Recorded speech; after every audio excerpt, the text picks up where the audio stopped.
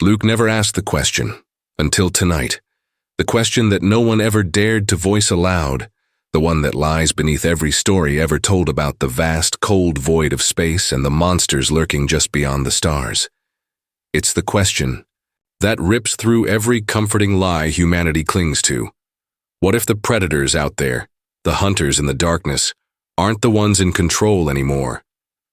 Imagine for a moment being the first to realize that the universe is not the terrifying abyss we feared, but the battlefield where something far stranger and far more terrifying just met its match. And that match was us.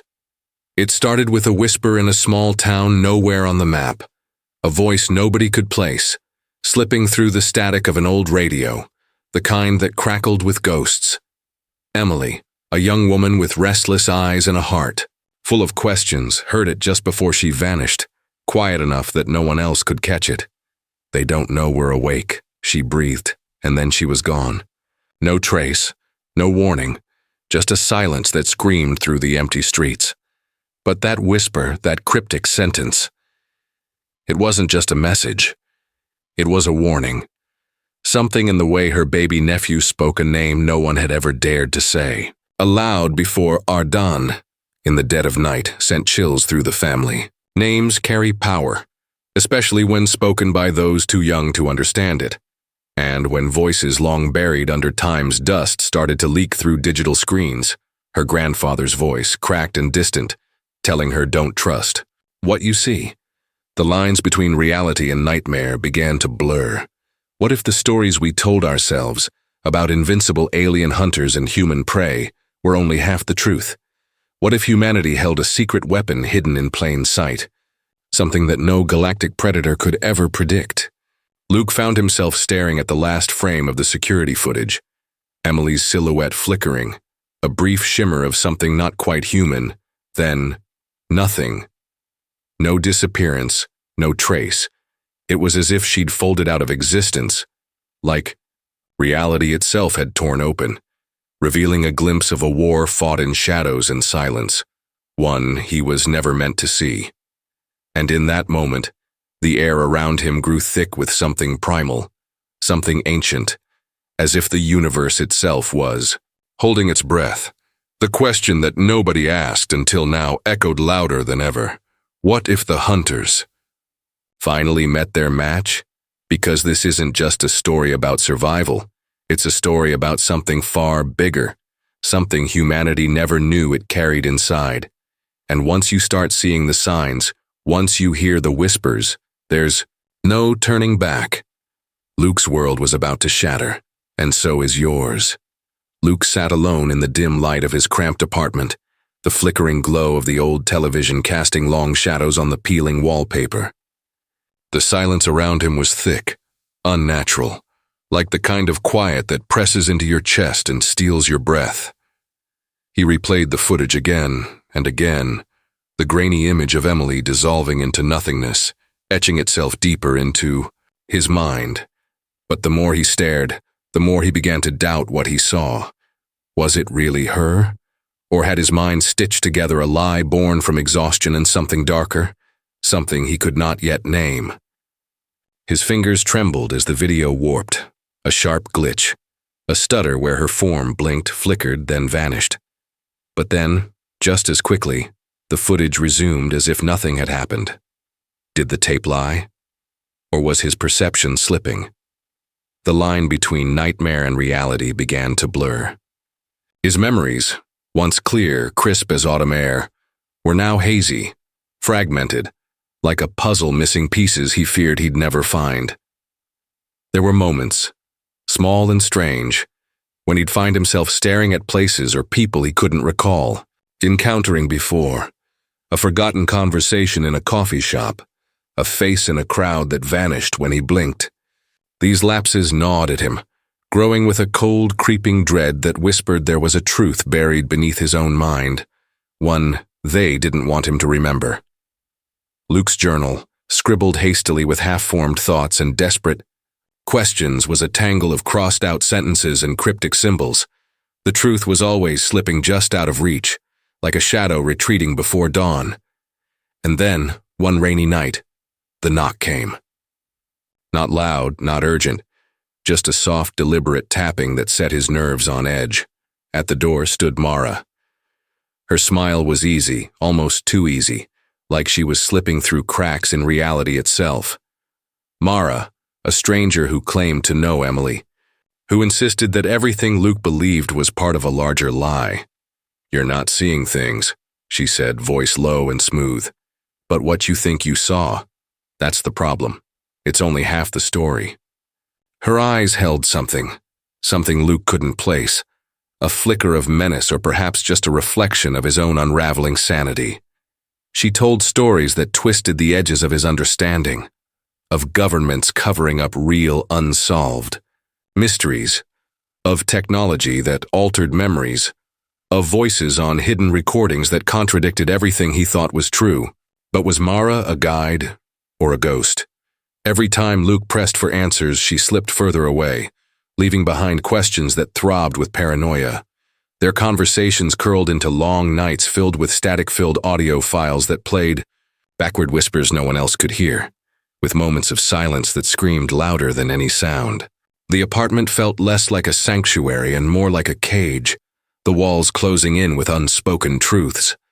Luke's dreams became invasive, fragments of voices calling his name, faces melting into one another, and Emily's whisper echoing again and again. "They don't know we're awake." But awake to what? And to whom?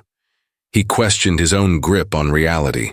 Was this all a breakdown triggered by grief and fear? Or was something cosmic and ancient reaching through, warping his mind to keep a secret hidden? In the midst of this, Luke found a recording buried deep in Emily's phone, an unmarked file that played a loop of static, and an almost inaudible phrase, something that sounded like Ardan. It was the same name the baby spoke, but when he played it for Mara, she looked away, her face tight with something that wasn't fear, but something heavier. Complicity. "Some names," she said, voice trembling just slightly, "should never be spoken aloud, not here, not yet." The silence that followed was thick, suffocating. Mara's presence both comforted and terrified him, like a shadow with a heartbeat. Every piece of evidence, every fragment of memory, every whisper in the dark pulled Luke deeper into a maze with no exit. The truth behind what no one tells you wasn't in clear daylight but in the fractured reflections of his mind, where what they don't want you to remember lives, in the uneasy space between madness and revelation. The real unsolved mystery wasn't just what happened to Emily, or who or what was hunting out there in the black. It was whether Luke's own mind could be trusted at all, or if he was already lost to something far older and far more dangerous than any galactic predator. And just as he was about to surrender to the creeping doubt, to the crushing weight of uncertainty, the apartment's lights flickered violently, and a new voice whispered from the static, one that wasn't Mara's, wasn't Emily's, and definitely wasn't his own. "You're closer than you think." Luke's hands trembled as he sat back, the glow from his laptop casting sharp edges across the dark room. For the first time, in weeks, maybe months, a flicker of clarity cut through the suffocating haze of doubt and paranoia that had become his constant companion. He had found it, the file, the hidden truth buried deep within a government archive someone had carelessly left exposed online. It was a single decrypted message, a transcript from a covert surveillance operation years ago, long before Emily vanished, long before Mara appeared. The words unfolded slowly across the screen, jagged and raw. Subject exhibits temporal dislocation, memory glitch patterns consistent with recursive exposure to unknown cognitive stimuli. Recommend containment and erasure. Luke's pulse thundered. This was it, the mystery uncovered. They had been watching people like Emily, people like him, experimenting with minds caught in fractured timelines. And now he could see why. Because the memories weren't just fading, they were being rewritten, overwritten, erased. His breath hitched as he traced the lines of the report with shaking fingers. The language was clinical but sinister, coldly describing a phenomenon that felt eerily familiar. The missing time, the flickering faces in crowds, The voices caught, on static. All of it, his broken memories, Emily's disappearance, Mara's half-truths, were symptoms of a deeper reality too monstrous to face. It was as if the world he thought he knew was just a carefully constructed veil, and beyond it lay a chaos orchestrated by forces he couldn't name, but that had always been there, watching, waiting. The file concluded with a chilling note. All affected subjects display increased susceptibility to suggestion. The line between reality and delusion blurred beyond recovery. It was a warning, but to whom? The room grew colder, the shadows lengthening as if the walls themselves leaned. To listen. Luke closed the laptop with a snap and leaned back in his chair, the weight of relief mixed with terror pressing down. If this was true, if something had been tampering with their minds, then maybe he wasn't crazy. You're not crazy. They lied to you. Those words echoed in his mind like a fractured mantra. He wanted to believe he could take this to the authorities, to the world, expose the conspiracy that had stolen pieces of his life. But deep down, something recoiled, a primal instinct warning him that the truth might be more dangerous than ignorance. In the stillness, a memory stirred, not his own, or at least not entirely. It was a fragment of something buried so deep it felt like a ghost brushing the edges of his consciousness. A girl's voice, soft but urgent, whispering the same name that had haunted him since Emily's disappearance. Ardan. It wasn't just a name. It was a key, a thread linking the past to the present, the known to the unexplainable. The memory cracked open like a broken mirror, reflecting a scene from decades ago, one Luke had never consciously seen but felt in his bones. A child, pale and wide-eyed, vanishing from a playground under the watchful gaze of a woman whose face, blurred with static, like a recording gone wrong. The city around them was quiet, almost too quiet, like the whole world was holding its breath. This eerie reflection of his own nightmare wasn't a coincidence. It was a pattern, a cycle, and Luke realized with a cold, sinking feeling that what was happening to him was only a small part of something far older, far darker, something that had been watching from the beginning, waiting for the moment when it could slip through the cracks and rewrite the story again. It wasn't just about vanished people or scrambled memories anymore. It was about control, about erasing the past to remake reality in a shape too twisted to imagine. But just as he clung to this fragile hope, that he'd finally cracked the code, a single detail ripped through his newfound certainty like a jagged blade. The report's date, the cornerstone of his discovery, didn't align. It was stamped months after Emily's disappearance, after Mara's arrival. How could this be? If the file was created after everything started, then it wasn't the source of the truth. It was a response, a cover-up. And worse, the file wasn't on any official archive. It was planted, fabricated, a red herring designed to mislead him into a false sense of understanding. His vision blurred as the walls seemed to ripple, the shadows deepening into something alive. The whispers returned, louder now, twisting and fracturing the air. You're closer than you think. The name Ardan echoed, but this time it wasn't a clue. It was a summons. Luke's entire journey, the vanishing, the voices, the recordings, Mara's words, was suddenly drenched in doubt. What if every step he'd taken had been guided by something or someone, using his own mind against him? The memory glitches, the missing fragments, the unspoken warnings, they weren't just symptoms of a broken mind or alien interference. They were part of a game, a story rewritten before he even realized the first chapter. Luke's heart pounded in his chest as the room tilted, the fragile threads of reality unraveling. The truth he sought wasn't a door opening, it was a trap closing.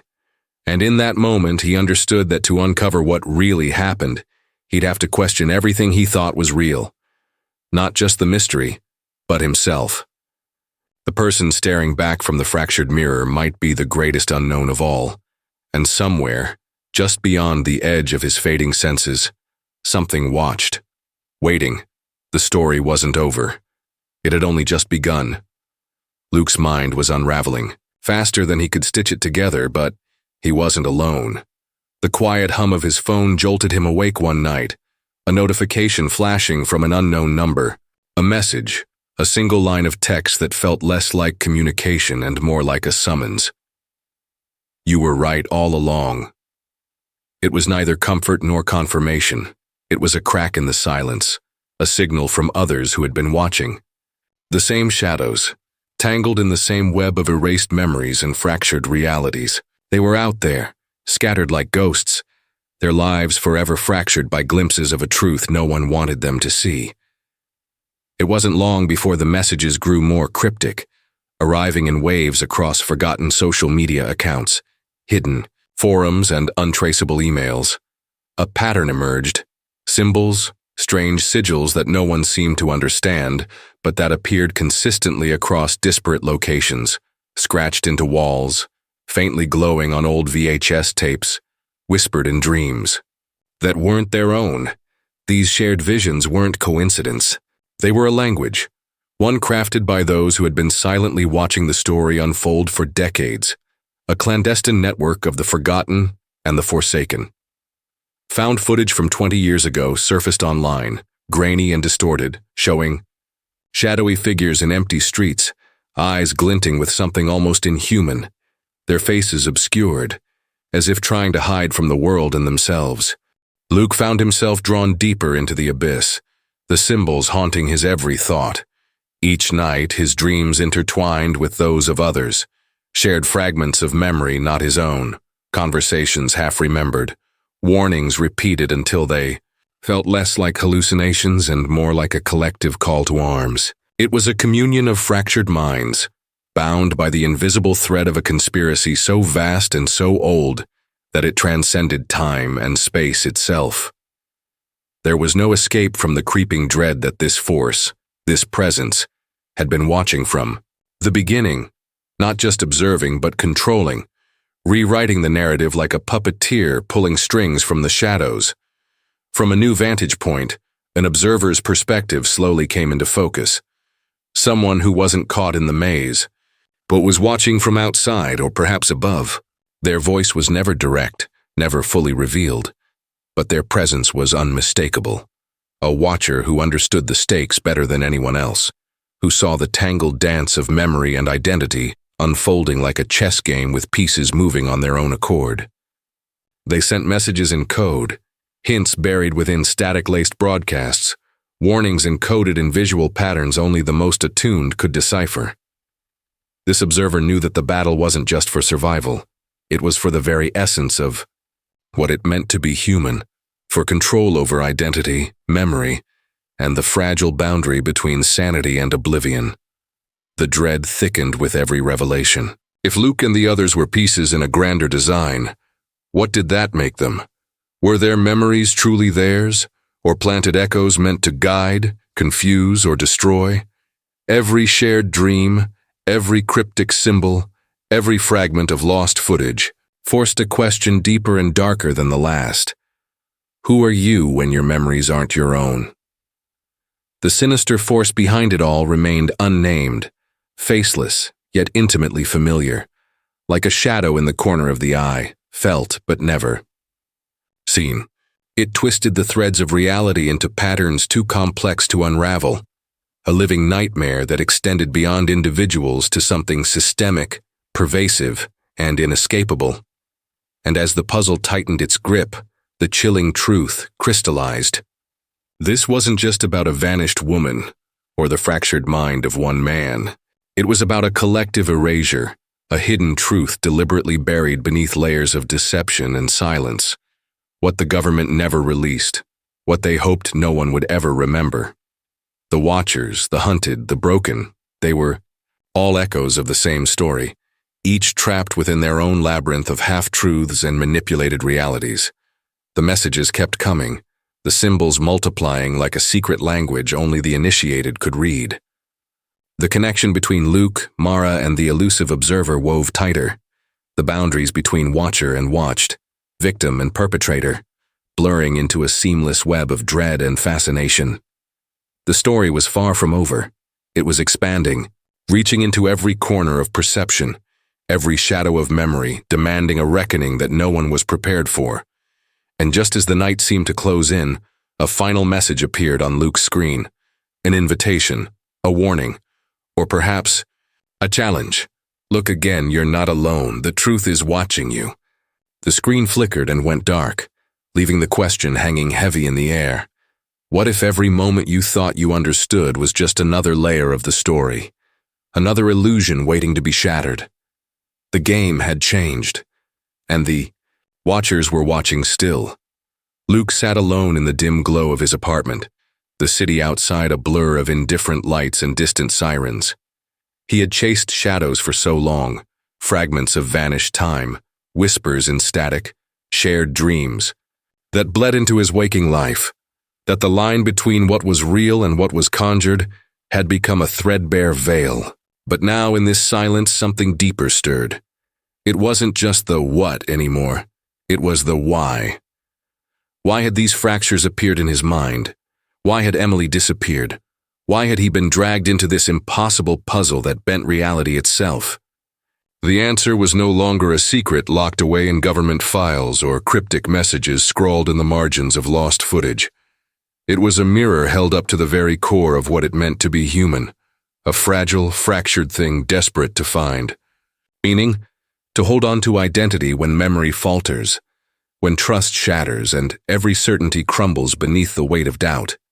Luke realized the conspiracy, the nameless force twisting time and perception, was less about control and more about survival. A brutal experiment not to dominate, but to understand the raw chaos of consciousness. To find what lay beneath the surface of fear and confusion. To see how far a mind could stretch before breaking. In that moment of revelation, the room seemed to tilt, not with menace, but with clarity, a terrifying awakening.